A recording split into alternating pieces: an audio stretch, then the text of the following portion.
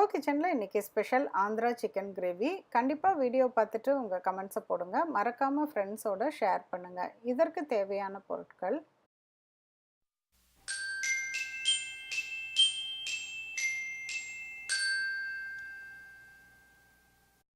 Andhra chicken gravy செய்ய முந்திரி கசகசா ரெண்டையும் சுடுதண்ணி விட்டு நல்லா பேஸ்ட்டாக அரைச்சி வச்சுக்கோங்க.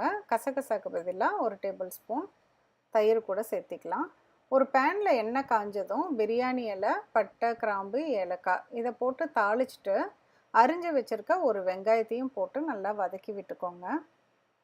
இது கூடயே கொஞ்சம் உப்பு, இஞ்சி பூண்டு பேஸ்ட்டு அதையும் போட்டு நல்லா வதக்கி விட்டுக்கோங்க. வெங்காயம் நல்லா வதங்கினதுக்கப்புறமேலு கழுவி வச்சுருக்க சிக்கனையும் இதில் போட்டு நல்லா பரட்டி விட்டுக்கலாம்.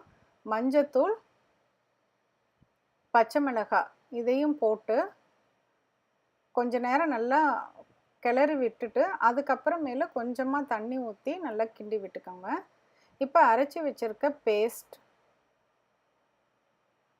மிளகாத்தூள், கொத்தமல்லி தூள், கரம் மசாலா பவுடரும் கொஞ்சமாக சிக்கன் கறி பவுடர் அதையும் போட்டு நல்லா கிளறி விட்டுக்கோங்க. இப்போ கொஞ்சமாக தண்ணி விட்டு இப்போ மூடி வச்சு வேக விட்டுறலாம். ஒரு 8 to 9 மினிட்ஸ் ஆகும். இடையில ஒரு தடவை பேனை திறந்து கிளறி விட்டுக்கோங்க. இப்போ சிக்கன் நல்லா வெந்துருச்சு. இப்போ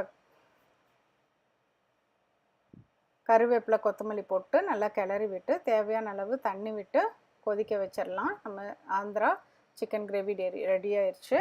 மீண்டும் ஒரு புதிய ரெசிபியோடு சீக்கிரம் உங்களை மீட் பண்ணுறேன். தேங்க்யூ.